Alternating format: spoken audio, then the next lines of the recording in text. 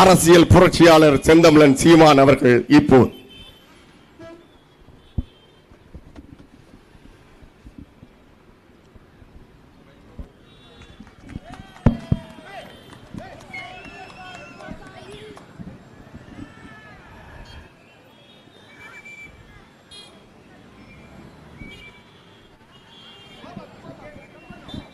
எங்களின் உயிரோடும் உணர்வோடும் கலந்து வாழுகின்ற அன்பு சொந்தங்கள் அனைவருக்கும் வணக்கம்.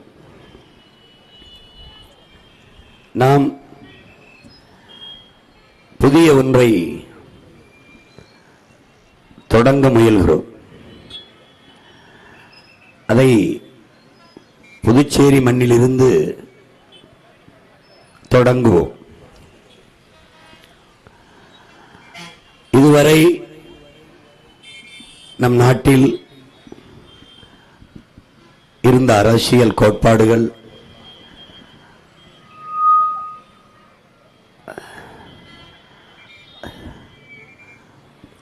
ஆட்சி அதிகாரங்கள், அவர்கள் செய்த ஆட்சி முறை, இதையெல்லாம் அறிந்தவர்கள் நாம். எந்த தொகுதிக்கு வந்தாலும், எந்த ஊருக்கு வந்தாலும், இங்க இருக்கிற மக்கள் பிரச்சனைக்கு உங்ககிட்ட என்ன தீர்வு இருக்கு என்று கேட்கிறார். அப்படி என்றால் எல்லா இடத்திலையும் பிரச்சனைகள் இருக்கிறது. மக்களுக்கான பிரச்சனைகள் தீர்க்கப்படாமல் இருக்கிறது. ஆனால் இந்த பிரச்சனைகளை தொடர்ந்து மக்களுக்கு தந்தவர்கள் தான் ஆட்சி அதிகாரத்திலேயே இருக்கிறார்கள். அவர்களுக்கே தான் திரும்ப திரும்ப இந்த மக்களும் அதிகாரத்தை கொடுக்கிறார்கள். இது எவ்வளவு ஆபத்தானது என்பதை என் அன்பு சொந்தங்கள் யோசிச்சு பார்க்கணும்.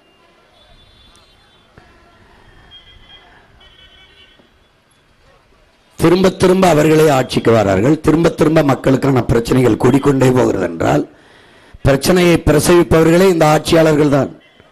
அப்ப இந்த பிரச்சனைக்கு என்ன தீர்வு சீமான் என்று கேட்டால், பிரச்சனைக்கு தீர்வு என்று என் தம்பிதங்களிடத்தில் கேட்டால், பிரச்சனையை தந்தவர்களை தீர்ப்பதுதான் ஒரே தீர்வு. அவர்களை அங்கிருந்து அகற்றுவதுதான். இங்கே ஒன்றுதான் என் உடன் பிறந்தார்களே, பேரன்புமிக்க என் பெற்றோர்களே, ஒன்றுதான் கோட்பாடு, ஒன்றுதான் தத்துவ நிலைப்பாடு. மக்களின் பிரச்சனைகளை அரசு கையில் எடுக்காத போது, அரசு கவனத்தில் எடுக்காத போது, மக்கள் முன்வைக்கிற கோரிக்கைகளை அரசு ஏற்று அதை நிறைவேற்றாத போது, மக்களுக்கு இருக்கிற கடைசி வாய்ப்பு மக்களே அதிகாரத்தை கைப்பற்றுவதுதான், அரசை கைப்பற்றுவதுதான். இங்கே இருக்கிற அமைப்பு மக்களாட்சி, மக்களுக்கான அரசு முறை, மக்களுக்கான அரசாட்சி. அதை நிறுவது என் மக்கள் தான். ஆனால் நேரெதிராக மக்களுக்கு துரோகம் செய்கிற, மக்களாட்சிக்கு எதிரான தலைமைகள் அதிகாரத்துக்கு வந்து விடுகிறது. ஆபிரகாம் லிங்கன் ஒரு நாட்டில் நடக்கிற ஒரு தீய ஆட்சிக்கு, கொடிய ஆட்சிக்கு, ஒரு தவறான ஆட்சிக்கு அந்த ஆட்சியாளன் மட்டும் பொறுப்பல்ல, அவனை மட்டும் குற்றம் சாட்ட முடியாது, அந்த ஆட்சியாளனை தேர்வு செய்த மக்களும் பொறுப்பேற்க வேண்டும், அவர்களும் குற்றவாளிகள் தான் என்கிறார். அப்ப இதுவரைக்கும் இந்த நாட்டில் நடக்கிற இத்தனை பிரச்சனைகளுக்கு, இவ்வளவு மீள முடியாத வறுமை ஏழ்மைக்கு, இவ்வளவு வேலையின்மை திண்டாட்டத்திற்கு, இவ்வளவு பசிபஞ்ச இழிநிலைக்கு என்ன காரணம்? என்ன காரணம்? இந்த ஆட்சியாளர்கள். என் அன்பு சொந்தங்கள் சிந்திச்சு பார்க்கணும். ஒரு சின்ன நாடு சிங்கப்பூர், இவ்வளவுதான் நம்ம புதுச்சேரி அளவுதான் அந்த நாடு. அதுவும் வெள்ளைக்காரர்கள் அடிமைப்படுத்தி நம்மளை ஆண்ட போது அந்த நாடு மலேசியாவும் சிங்கப்பூரும் தீண்டத்தகாத நகரங்கள், தீண்டப்படாத நகரங்கள் என்று அன்டச்சபிலிட்டி சிட்டிஸ் அறிவிச்சு அவ்வளவு ஒரு குப்பையா வச்சிருந்தான். இப்ப நம்மளை எப்படி தாழ்த்தி வீழ்த்தி வச்சிருக்கானோ அப்படி வச்சிருந்தான். அங்க அந்த இடத்துல இருந்து ஒரு கனவை சுமந்து ஒரு நாயகன் வந்தான், ஒரு புரட்சியாளன் வந்தான், ஒரு சோசியல், ஒரு ரெவல்யூஷனிஸ்ட் வந்தான். அவன் லீ குவான் யூ பேரு. அவன் என்ன பண்ணா, ஒரு கனவை சுமந்து வந்தான். 10 ஆண்டுகளில் என் நாட்டை உலகம் திரும்பி பார்க்கிற உயரத்திற்கு கொண்டு வருவேன். 1000 ஆண்டுகள் ஆனாலும் என் நாட்டை பற்றி இந்த உலகம் பேசுற உயரத்திற்கு கொண்டு போவேன். நான் 10 ஆண்டுகள்ல சிங்கப்பூரை சிற்பி போல செதுக்கி செதுக்கி உலகத்தின் தலை சிறந்த நாடாக ஒரு சின்ன நிலப்பரப்பை கொண்டு வந்துட்டான். அவனுக்கிட்ட என்ன இருந்தது? ரிசோர்சஸ், வளம் என்ன? ஒன்றும் இல்லை, கடல் தான். இதே கடல் தான். நமக்காவது நிலம் இருக்கு, அவனுக்கு நிலமும் இல்லை, மலையும் இல்லை, காடும் இல்லை, வெறும் கடல். அதை வச்சு இன்னைக்கு பாருங்க, உலகத்தில் சிங்கப்பூரில் இருக்க இளைஞனுக்கு இல்லை, இந்திய நாட்டு தமிழ்நாட்டு இளைஞனுக்கு மட்டும் இல்லை, உலக நாட்டு இளைஞனுக்கெல்லாம் வேலை கொடுக்குறான். ரெண்டாவது இன்னொரு சிறப்பு, உலகத்தில் கல்வியில் சிறந்த நாடுகள்னு இருக்கு. முதல் இடத்துல முதல்ல தென்கொரியா இருந்துச்சு, ரெண்டாவது ஜப்பான் இருந்துச்சு, மூணாவது சிங்கப்பூர் இருந்துச்சு. ஆனால் இப்போ பாருங்க, முதல் இடத்துக்கு ஃபின்லாந்து போயிடுச்சு, ரெண்டாவது இடத்துக்கு தென்கொரியா வந்துடுச்சு, அதே மூணாவது இடத்துல சிங்கப்பூர் இருக்கு. ஒரு சின்ன நாடு உலகத்தின் கல்வி தரத்தில் மூணாவது இடத்துல எப்படி இருக்க முடியுது? தொடர்ந்து இருக்கு. ஆக சிறந்த கல்வியை தன் நாட்டு மக்களுக்கு கொடுக்க முடியுது. ஒரு வருவாயும் இல்லை, ஒண்ணும் இல்லை. நம்மள மாதிரி சாராயமும் விற்கல. அங்கு சட்டம் ஒழுங்கு இருக்கு, ஊழல் லஞ்சம் இல்லை, முறையான நிர்வாகம் இருக்கு, பசி பஞ்சம் இல்லை, இந்த மாதிரி இலவச அறிவிப்புகள் இல்லை, வாக்குக்கு காசு வாங்குவதில்லை. எப்படி ஒரு ஒழுக்கமான நாடை ஒரு தலைவன் தன் கனவின் மூலமாக கட்டி எழுப்பினான் என்றால் அவனுக்கு ஒரு கனவும் அதை நிறைவேற்றி ஆக வேண்டும் என்கிற நோக்கமும் இருந்தது. அவன் எடுத்துக்கொண்ட காலம் 10 ஆண்டுகள் தான். இன்னைக்கு மருத்துவத்தில் மிகச்சிறந்த நாடாக இருக்கான். நம்மளே யாருக்காவது முடியலைன்னா சிங்கப்பூருக்கு போய் மருத்துவம் செய்யும்னு. ஏன் நம்ம ஐயா ரஜினிகாந்த் அவர்களுக்கு உடல்நிலை சரியில்லாத போது சிங்கப்பூரில் தான் மருத்துவம் கொடுத்தார்கள். அப்ப நம்ம நாட்டு மருத்துவம் என்னானது? இவ்வளவு பெரிய நாடு, நம்ம நாட்டில் ஒரு மாவட்ட அளவே இருக்கிற, இந்த புதுச்சேரி அளவே இருக்கிற ஒரு நாட்டில் உலக தரத்திற்கு மருத்துவம் கல்வி இருக்குன்னா இப்ப நம்ம நாட்டில் என்னானது? என்ன இல்லை? காடு இல்லையா, மலை இல்லையா, நிலம் இல்லையா, வளம் இல்லையா, மனிதனுக்கு அறிவாற்றலோ உழைக்கிற உடல் ஆற்றலோ எல்லாம் இருக்கு. அப்ப ஏன் பசி இருக்கு? அப்புறம் ஏன் வறுமை இருக்கு, ஏழ்மை இருக்கு? காரணம் முறையற்ற நிர்வாகம். அதுக்கு காரணம் ஊழல் லஞ்சம். ஊழல் லஞ்சம். இந்த தலைவர்கள் எத்தனை முறை நம்பி நம்பி தேர்வு செய்வீர்கள்? எத்தனை முறை இவர்களை நம்பி நம்பி தேர்வு செய்வீர்கள்? இவர்கள் இனி வந்து நல்லாட்சி தருவார்கள் என்று எப்படி நம்புகிறீர்கள்? எத்தனை காலத்துக்கு ஏமாறுகிறீர்கள்? எத்தனை காலத்திற்கு? ஏமாறுகிறவன் இருக்கிற வரை ஏமாற்றுவான் இருப்பான், ஏமாற்றுபவன் இருப்பான். இதைத்தான் நம்முடைய தாத்தா பட்டுக்கோட்டை கல்யாண சுந்தரம் தானாய் எல்லாம் மாறும் என்பது பழைய பொய்யடா, அதுவா மாறும், அதுவா அப்படி நடக்காது, நீ தான் மாத்தணும். அது என்ன சொல்றான்? தனி உடைமை கொடுமைகள் தீர புரட்சி செய்யடாங்கிறான். அதான் இப்ப நம்ம எல்லாம் சேர்ந்து செய்யணும். இதுல சித்தப்பன் பெரியப்பன் என் ஜாதிக்காரன் என் மதத்துக்காரன் எல்லாம் பார்த்தா ஒன்னும் பண்ண முடியாது, ஒன்னும் பண்ண முடியாது. கற்ற சமூகம் புரிஞ்சுக்கணும். சாதி ஒரு இடத்துல அரசியலாகி அது அதிகாரத்துக்கு வந்துருச்சுன்னா அங்க சமத்துவம் சகோதரத்துவம் செத்து போயிடும். புரட்சியாளர் அண்ணல் அம்பேத்கர் இடத்துல உங்களுக்கு சொல்ற பாருங்க, அம்பேத்கர் கல்வியை கொடுத்துட்டா, கல்வியில மேம்பட்டுட்டா சமூகத்தில் ஏற்றதாழ்வு குறைஞ்சிரும், சகோதரத்துவம் சமத்துவம்லாம் வந்துடும் நீங்களே. ஆனா கல்வி மேம்பட்டு வருகிற போது அது வந்த மாதிரி தெரியல, ஏன்னு கேட்கிறாங்க. அதுக்கு அண்ணல் சொல்ற பதில், தன்னலம் என்று வந்துருச்சுன்னா பொது நலம் இருக்காது, அறிவு வேலை செய்யாதுங்கிறப்பல. அறிவு வேலை செய்யாதுன்னு இங்க கற்றறிந்தவன் எல்லாம் தான் இந்த வேலையை செய்யறான். நீ நல்லா பாரு, சாதி அரசியல் ஆயிடுச்சுன்னா அங்க சமத்துவம் சகோதரத்துவம் போயிடும். எல்லா சாதியும் தன் சாதி அதிகாரத்துக்கு வரணும்னு துடிப்பான், முடிஞ்சிடும். மதம் அரசியலாகி அது அதிகாரத்துக்கு வந்துச்சுன்னா அங்க மனிதநேயம் என்கிற புனிதம் இருக்குல்ல, அது செத்து விழுந்துரும், மரணிச்சிடும். பணம் அரசியல் ஆயிடுச்சுன்னா அங்க மாண்புமிக்க ஜனநாயகம் செத்துரும், கேடுகட்ட பணநாயகம் பல்லை இழிக்கும். இப்போ பணமே அரசியல் செய்ய வந்துருச்சுன்னா அங்க என்ன ஆகும்? சேவை என்கிற சொல் செத்து போயிடும். அந்த வேட்பாளரின் லாப தேவை மேலோங்கி நின்றும். இது நீயே அனுபவிக்க முடியும், பார்க்க முடியும். இப்போ பணம் மறுபடியும் அரசியலாக வந்துருதுன்னா பண்பாடும் ஒழுக்கமும் கெட்டு போயிடும். இப்போ உதாரணமா இந்த இடத்துல நம்மெல்லாம் இருந்து இலவசமா நாங்க பணம் இல்லாம கட்டணம் இல்லாம ஒரு குக்கர் கொடுக்குறோம்னு வச்சுக்கிறோம், ஒரு மிக்சி வரிசையில் வச்சு யாராவது நம்ம வரிசையில் வந்து வாங்குவோமா, இடிச்சு பிடிச்சிக்கிட்டு போய் கையேந்தி நிற்பமாங்கிறத சொல்லணும். அப்போ அந்த இடத்துல ஒழுக்கம் பண்பாடு எல்லாம் செத்து போயிடும். இந்த சமூகம் கொடுத்து கொடுத்து வாழ்ந்த பரம்பரை இது இப்ப கையேந்தி நிற்கிற இழிநிலைக்கு தள்ளப்பட்டுருச்சு. காரணம் இந்த ஆட்சியாளர்கள். உங்களுக்கு தெரியுமா, உலகத்தில் எந்த இனத்திலையும் நாட்டை ஆண்டவன் வள்ளலா இருந்ததில்லை, மன்னன் கொடையாளனா இருந்ததில்லை. உன் இனத்தில் 7 பேர் இருந்திருக்கான், பாரி ஓரி காரி பேகன் ஆய் நல்லி அதிகமான என்று 7 வள்ளல்கள் நாட்டை ஆண்டவனே வள்ளலா இருந்திருக்கான்.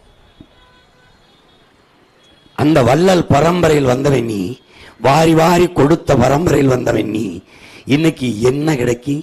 வேட்டி கிடைக்குமா, சேலை கிடைக்குமா, அரிசி கிடைக்குமா, ஓட்டுக்கு 5000 கொடுப்பானா? எப்படிப்பட்ட கொடுமை பாருங்க.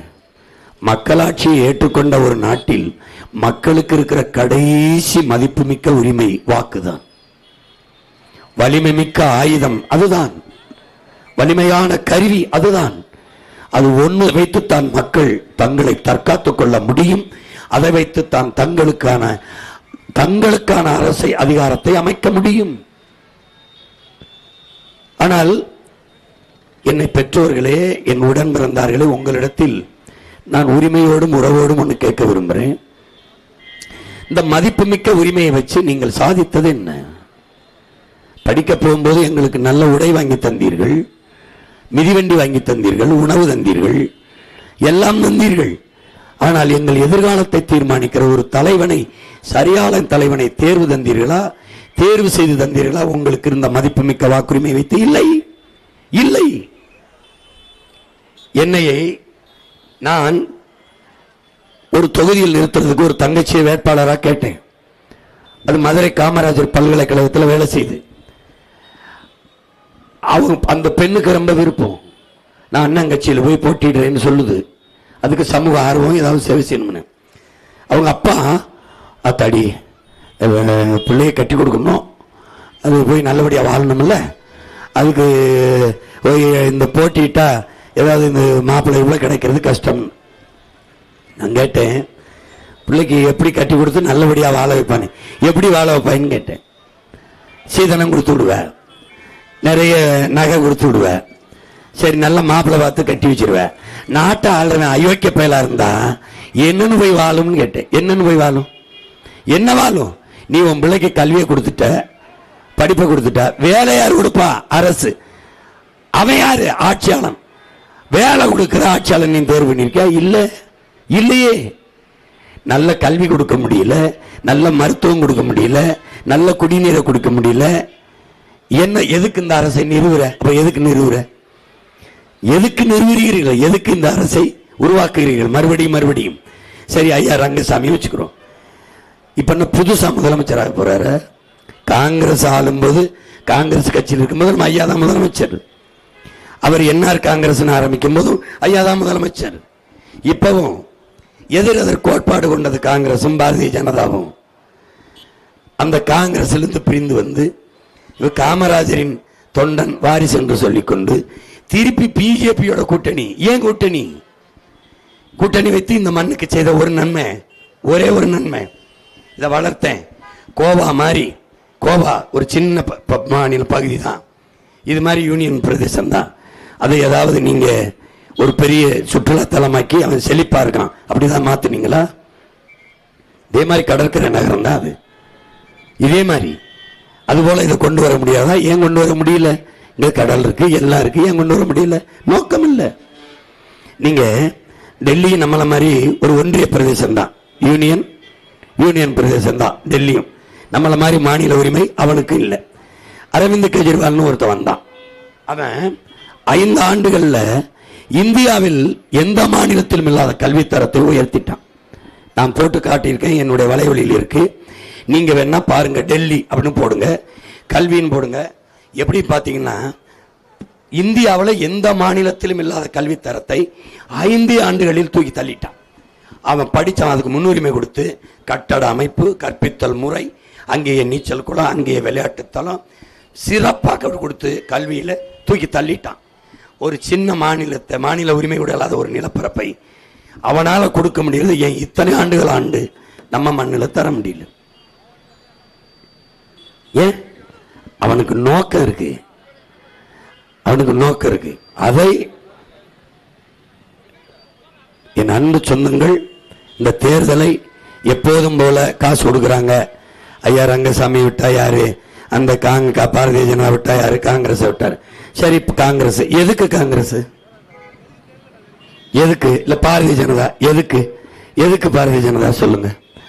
காவிரியில நமக்கு 7 டிஎம்சி தண்ணி பெற்று தரணும். எங்களுக்கு 150 டிஎம்சி, 450 வந்துகிட்டு இருந்தது.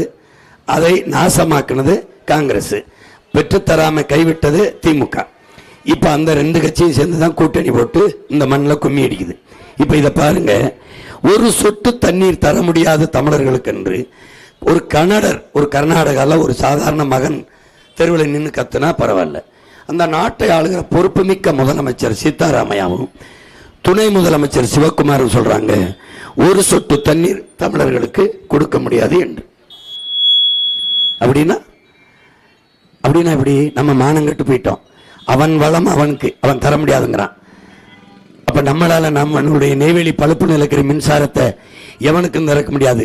நான் இருட்டில் கடந்து கொண்டு உனக்கு வெளிச்சத்தை தர வேண்டிய அவசியம் என்ன என்று கேட்க முடியுமா? முடியாதா? முடியும்.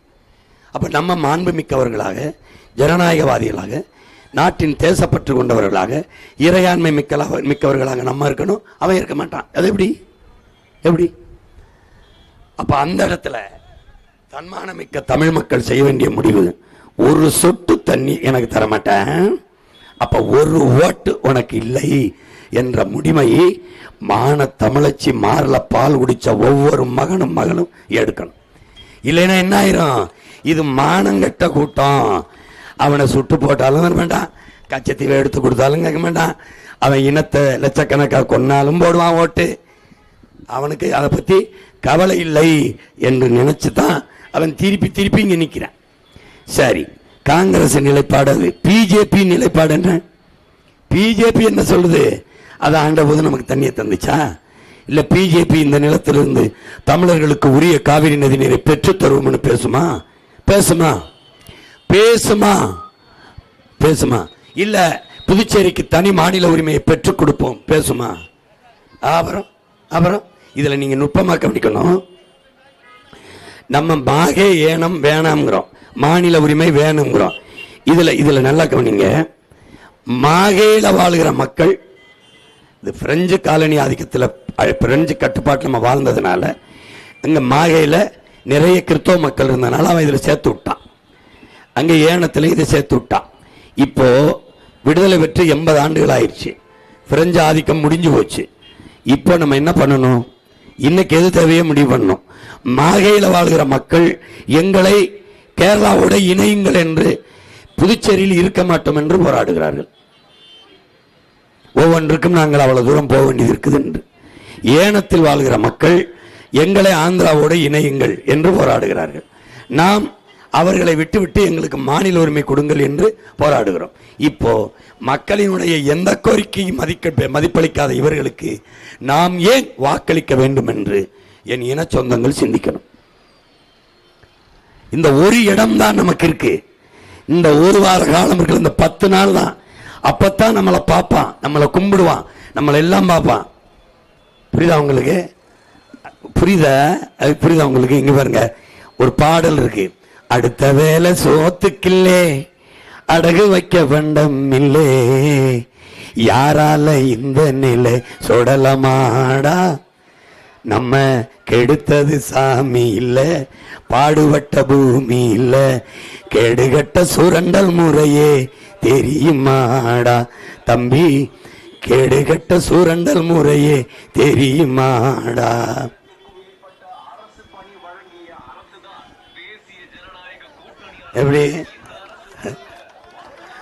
எப்படி போய் சொல்றாங்க பாருங்க. அரசு பணி வழங்கியது அதான். இங்க பாருங்க, என்ன பாருங்க, ஓட்ட கேட்க கைய எடுத்து கோட்டையில பைய எடுத்து கொடி கொடியா அடிக்கிறானே சொடலமாடா, இவன் நாட்டை கூட வேலை பேசி ராத்திரியில் வித்து விடுவான், லஞ்சத்துக்கு பிறந்தது இந்த நாடுதானடான். அது மாதிரி என்ன பண்ணுவான், ஓட்ட கைக்கு வரும்போது கையெடுப்பான், கோட்டையில் போய் பையெடுப்பான். என்னைக்கு இவர்கள் இப்ப வருகிறது போல இந்த மாதிரி கத்தி போனது மாதிரி என்னைக்காவது கத்திருக்கானா? அப்புறம் வெற்று வாக்குறுதிகளை கொடுத்து மக்களின் அடிப்படை தேவையை கூட நிறைவேற்றாமல் 85 ஆண்டு கால இந்தியாவில் இவர்கள் மாறி மாறி ஆட்சி செய்து 150 கோடி மக்களில் 30 விழுக்காட்டு மக்கள் இரவு உணவில்லாமல் தூங்கச் செல்கிறார்கள். பசியோடு பல கோடிக்கணக்கான பச்சிளம் குழந்தைகள் உறங்கச் செல்கிறார்கள். வேலை இல்லாத பல கோடிக்கணக்கான இளைஞர்கள் வீதியில் நிற்கிறார்கள். படித்த ஆசிரியர்கள் ஊதிய உயர்வு கேட்டு பாதையில் நிற்கிறார்கள். பணி நியமனத்திற்காக பகுதி நேர ஆசிரியர்கள், ஒப்பந்த ஆசிரியர்கள் வீதியில் நிற்கிறார்கள். ஏன் இவர்களால் பணி நிரந்தரம் செய்ய முடியவில்லை? ஏன்? ஒரு நாட்டில் நம்மை பெற்ற தாய் கூட 10 மாதம்தான் உயிர் கருவறையில் சுமக்கிறாள். ஆனால் 20-22 ஆண்டுகள் அறிவு கருவறையில் வைத்து நம்மளை சுமப்பவர்கள் ஆசிரியர் பெருமக்கள். நம்மை பெற்றவர்கள் உலகத்தை காட்டுகிறார்கள். இது அப்பா, இது அம்மா, இது தாத்தா, இது மரம், இது செடி கொடி என்று உலகத்தை காட்டுகிறார்கள். ஆனால் உலகத்திற்கு நம்மை காட்டியவர்கள் ஆசிரியர் பெருமக்கள். அந்த ஆசிரியர்கள் வீதியில் நின்றால் நாடு எப்படிப்பட்ட நாடு? அந்த நாடு எப்படி ஒரு அறிவு சமூகமாக மாறும்? அறிவார்ந்த மக்களை பெற்ற சமூகமாக மாறும். எப்படி மாறும்? ஏன் அவனுக்கு ஒன்னால சம்பளம் கொடுத்து பணி நிரந்தரம் செய்ய முடியல? ஏன்னா நிரந்தர பணியாளர்களாக எடுத்தால் அவன் ஓய்வு வரும்போது ஓய்வூதியம் கொடுக்கணும். ஒப்பந்த கூலியா வச்சிருந்தா இந்த மாதிரி போராடிக்கிட்டு இருக்க பணி நீக்கம் செஞ்சுட்டு வேலை இல்லாம இருக்கிற வேற ஒருத்தனை அந்த பணிக்கு நியமித்திடலாம். எப்படிப்பட்ட நுட்பம் பத்தில எப்படி?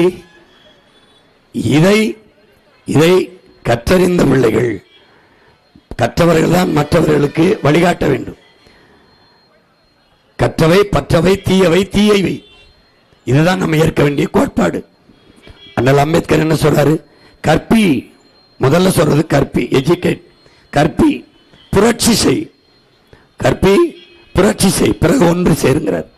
அப்படித்தான் உங்கள் பிள்ளைகள் இந்த மண்ணிலே ஒவ்வொன்றாக சொல்லி சொல்லி சொல்லி சொல்லி என் மக்களை அணிதிரட்டி ஒரு புரட்சியை, அரசியல் புரட்சியை முன்னெடுக்கிறோம். இந்த நிலத்தில் திமுக அதிமுக இந்த காங்கிரஸ் தான் நினைச்சிட்டு இருந்த. ஓட்டுக்கு 10 ரூபா கொடுக்கல. சின்ன சின்ன பசங்க நாங்க, ஒவ்வொரு தேர்தலுக்கும் ஒவ்வொரு சின்னம் கொடுத்தான். ஆனாலும் புதுச்சேரியில் நாங்க தான் 3வது பெரிய கட்சி. எவனோடும் கூட்டு சேரல, நோட்டும் கொடுக்கல, கூட்டும் சேரல. மக்களுக்குள்ள மாற்றத்திற்கான எண்ணம் இருக்கு. என் மக்கள் மகத்தானவர்கள், மாண்பு மிக்கவர்கள். நீங்க பாக்குறீங்க தமிழ்நாட்டில் ஓட்டுக்கு காசு கொடுத்தா தான் ஓட்டு போடுவாங்கிற நிலையை உருவாக்கி வச்சிருந்தான். என் மக்கள் 1000, 500, 10,000, 2000, 5000, 20,000 எனக்கு காசை கொடுத்து நான் உனக்கு ஓட்டு போடுறேன். ஆரத்தி எடுத்தவனுக்கு இவன் காசு கொடுத்தான். என் பிள்ளைகளுக்கு ஆரத்தி எடுத்து காசு கொடுக்கிற மக்களை நீ பாப்ப வலையொலியில மாறுகிறது. என் இனம் மாண்புமிக்க இனம், மாண்புமிக்க இனம். கொடுக்கிறவன் கை உயர்ந்திருக்கும். இப்படி இருந்த என் கையை வாங்குகிறவன் தாழ்ந்திருக்கும். வாங்க வைத்து தாழ்த்தியவர்கள் இந்த தருதலை தலைவர்கள். இவர்களை வீழ்த்த வேண்டிய பொறுப்பு, கடமை, மானம் மிக்க தமிழ் மகன் ஒவ்வொருத்தனும் பிறவி கடமை. அதனால என்ன சொல்றேன், இதை கூட்டி தள்ளு. தம்பி புரோட்டா சூரி சொல்வார்ல, சூரி புரோட்டா ஒரு படத்துல, அழி நான் முதல்ல இருந்து சாப்பிட்றேன், இப்ப என்னமோ அது மாதிரி எல்லாம் தள்ளிப்போம், நாங்க ஆரம்பிக்கிறோம் எங்க ஆட்டத்தை, முதல்ல இருந்து ஆரம்பிப்போம். முதல்ல இருந்து அப்படி கல்வியில இருந்து ஆரம்பிப்போம். எப்படி ஆரம்பிப்போம்? சிங்கப்பூரம் முந்துவோம், உலக தரத்துக்கு போவோம். தனியார் பள்ளிக்கூடத்தில் இருக்க தரத்தை அவனோட போட்டி போடுவோம், அவனா நம்மளான்னு பார்ப்போம். இத்தனை மக்களால் நிறுவப்பட்ட அரசை விட ஒரு முதலாளி கொடுத்துருவானா, வாடா மோதுவோம். நம்ம பிள்ளைகளுக்கு கட்டணம் இல்லாம மிகச்சிறந்த அறிவை கொடுப்போம், செலவு மிச்சம். பிறகு என்ன பண்ணுவோம்? மருத்துவம், உலக தரத்துக்கு அரசு மருத்துவ தரத்தை உயர்த்தி கொடுத்துருவோம், அதுல கட்டணம் மிச்சம். அதுக்கப்புறம் குடிநீரை, தூய குடிநீரை நம்மளே வீடு வீடுக்கு கொண்டு போய் குழாயை பதிச்சு ஊற்றிடுவோம். இது 3ஐயும் கட்டணம் இல்லாமல் கொடுப்போம். மற்றபடி எதையும் இலவசமாக கொடுக்கக்கூடாது. இது 3ஐயும் நிறைவேற்றிட்டா, இங்க வரும் மகன் என்ன சொல்றாரு, நிறைவேற்றிட்டேன். கல்வியை கொடுத்துட்டேன், படிப்பு கல்விக்கேற்ற வேலையை கொடுத்துட்டேன், வேலைக்கேற்ற சம்பளத்தை கொடுத்துட்டேன். அதை வச்சு பெருமையா வாழ்ற தற்சார்பு தன்மானமிக்க வாழ்க்கையை கொடுத்துடணும். இவன் தான், அதுதான் நாடு, அதுதான் ஆட்சி. ஒவ்வொன்றுக்கும் கையேந்த வச்சா பிச்சைக்காரர் கூட்டத்தை பெருக்குகிற இவன் திருட்டு பயல் என்று அர்த்தம். இவன் ஏன் காசு கொடுக்கணும்? ஏன் காசு கொடுக்கணும்? ஏன்னா அவன்கிட்ட நேர்மை இல்லை, அவன் நடத்தினது நல்லாட்சி இல்லை. அதை மறக்கடிக்க, அதை மறக்க வைக்க திரும்ப திரும்ப காசை கொடுத்து நம்மளை ஏமாத்துறான். நீங்க சாதாரண பிள்ளைகள் அல்ல, மகத்தான மகத்தான புரட்சிக்கு வித்திட்ட மாபெரும் பாவலர்கள். வாழ்ந்தமன் ஒருத்தன் பிறந்தமன்.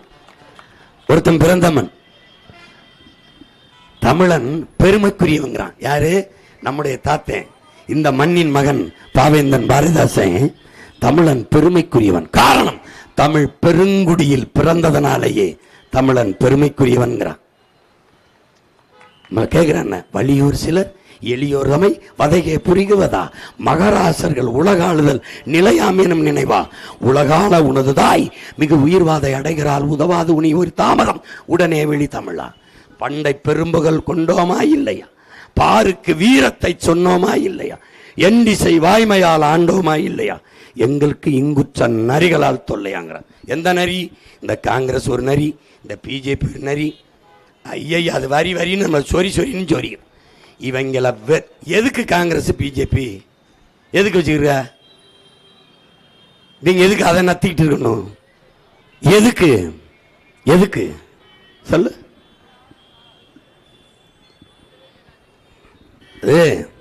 நம்ம தாத்தா சிங்கத்தின் குகைக்கில் சிறுநரிக்கு இடம் கொடுத்தோம், செந்தமிழ் நாட்டின் உரிமை இழந்தோம், பொங்கும் உணர்வில் எழுந்தமிழ் அரசு போர் தொடங்கிட்டு கொட்டடா முரசம்ங்கிறான்.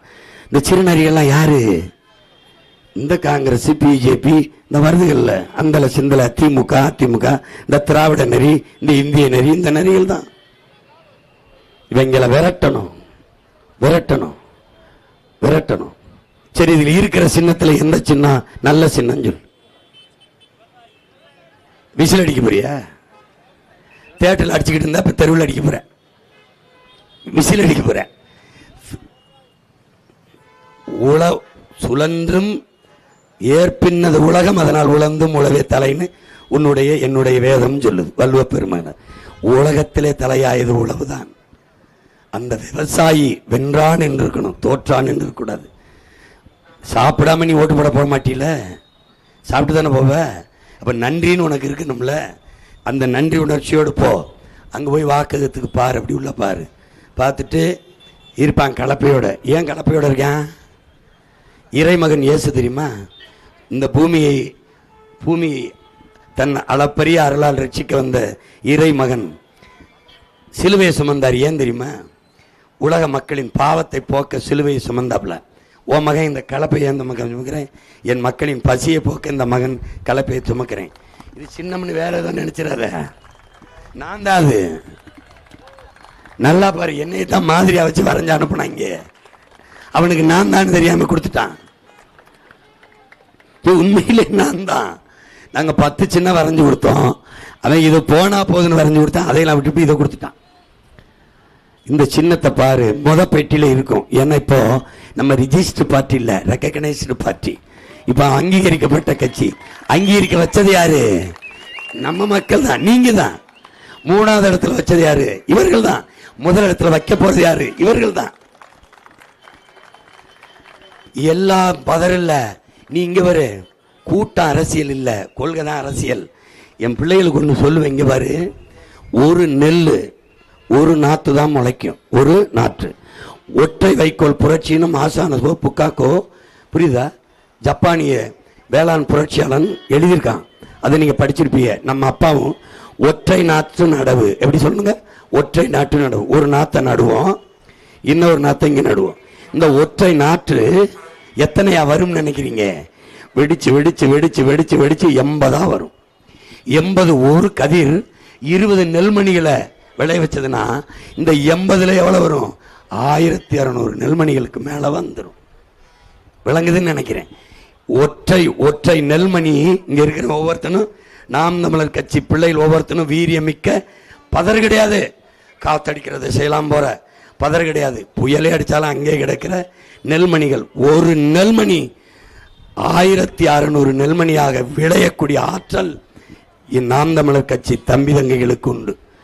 அதனால நீ பற்ற வச்சு எரிய விடு. ஒரு சின்ன மெழுகுவர்த்தி, ஒரு விளக்கு அப்படின்னு ஊதினா அணைஞ்சு போயிடும். ஆனா வாய்க்கிட்ட ஊதி அணைச்ச அந்த காத்து, அந்த நெருப்பு அடர்ந்த காற்றுக்குள்ள பத்தி எரியும் போது எந்த காற்று ஊதி அணைச்சதோ அந்த காற்று ஊதி ஊதி ஊதி வளர்க்கும். அதுக்கு பேர் என்ன? புரட்சி. நான் இப்படி நடந்து நான் மட்டும் உங்க அண்ணன் மட்டும் மகன் மட்டும் இப்படி போனேன்னா விபத்து, ஆக்சிடென்ட் ஆகி செத்துருவேன். நம்ம எல்லாரும் சேர்ந்து போனோம்னு வச்சுக்க, போக்குவரத்தை நிறுத்திடுவான், டிராபிக் ஜாம் ஆயிரும். இதுதான்டா புரட்சி, இதுதான் புரட்சி. புரியுதா? இப்ப நம்ம என்ன செய்யணும்?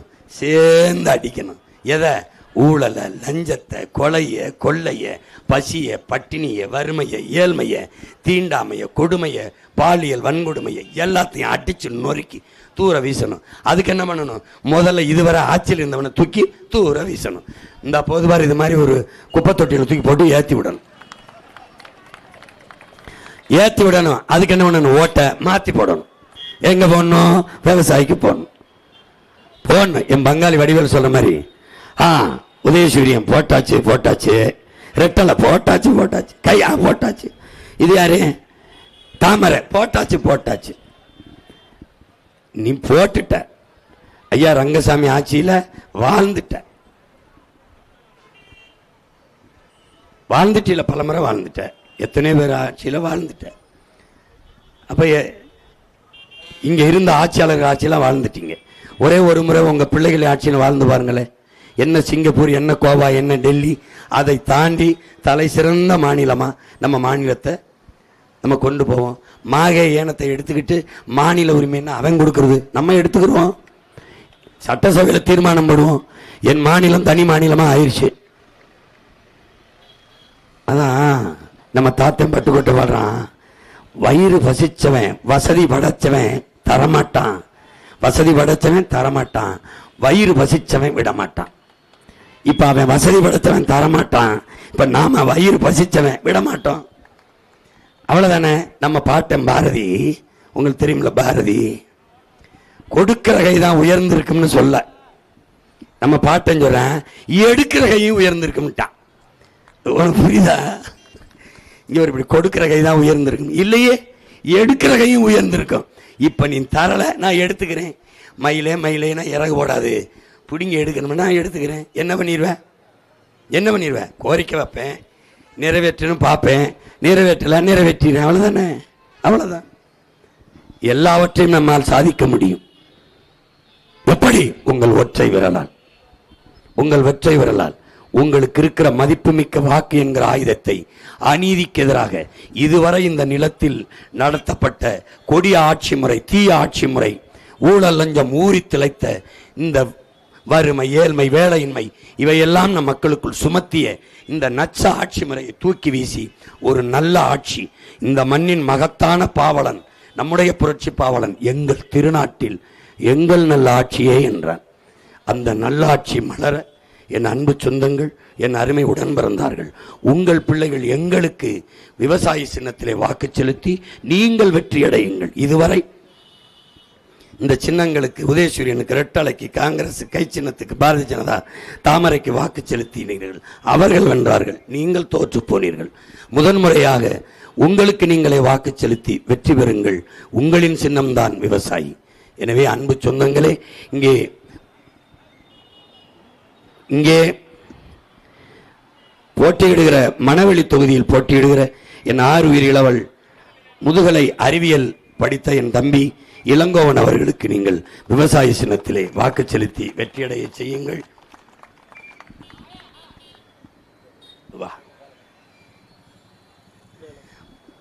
முதலியார்பேட்டை தொகுதியிலே போட்டியிடுகிற என் பாசத்திற்குரிய தம்பி வேலன் அவர்களுக்கு விவசாய சின்னத்தில் வாக்கு செலுத்தி நீங்கள் வெற்றி பெறுங்கள் என்று உங்கள் அன்பு மகன் உங்களை அன்போடு வேண்டுகிறேன். அடுத்து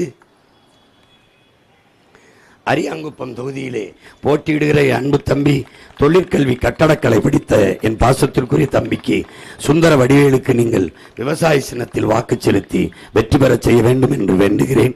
அடுத்ததாக பாகூர், நாம் வரும்போது பாகூரை வேளாண் மண்டலமாக அறிவித்து பாதுகாப்போம்.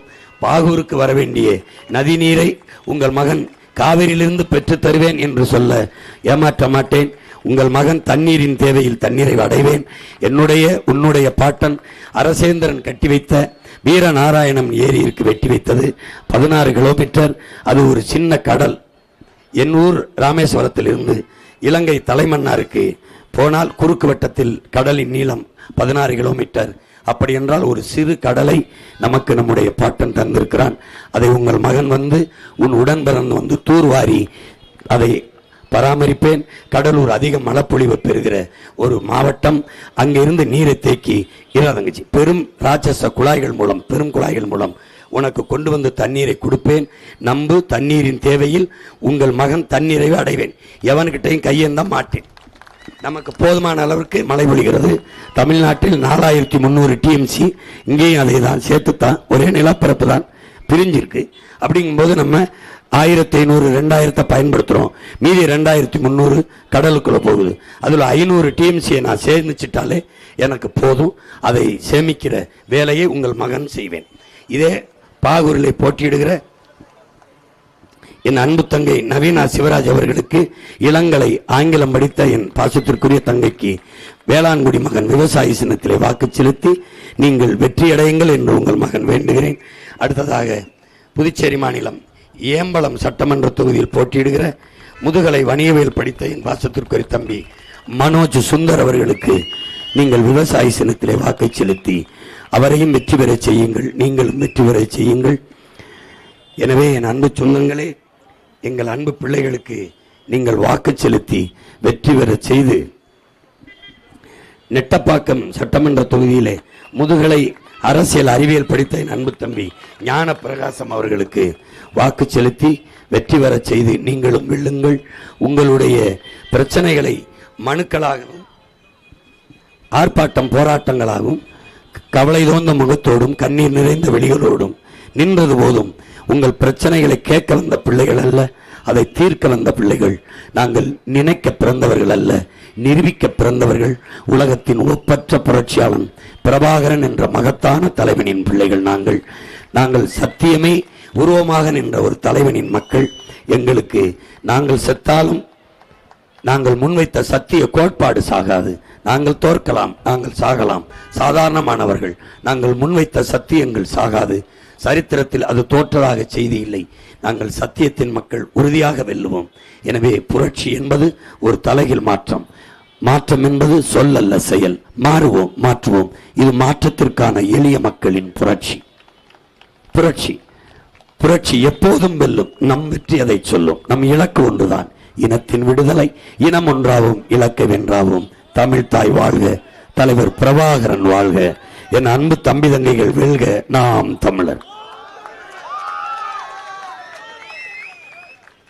ரொம்ப நன்றி, ரொம்ப நன்றி, ரொம்ப நன்றிடா தங்க, ரொம்ப நன்றி.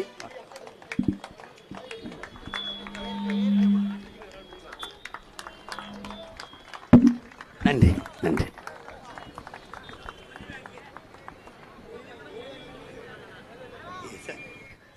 வேற இடத்துக்கு வேற புரட்சி வெல்லட்டும்.